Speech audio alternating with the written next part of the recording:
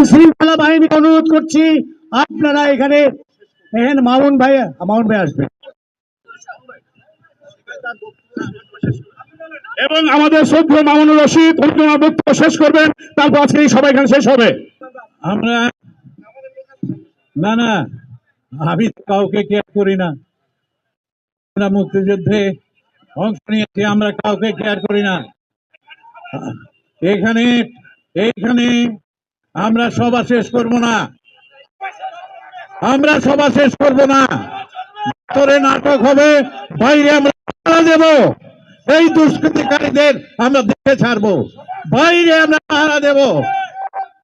আপনারা বক্তব্য রাখুন, শেষ করবো না। এই ঢাকা শিল্পকলা একাডেমিতে আমরা সারা দেশের নাট্যকর্মীদের পাহারায়, ঢাকা শহরের নাট্যকর্মীদের পাহারায় প্রতিদিন করব, বাধাহীন ভাবে করব।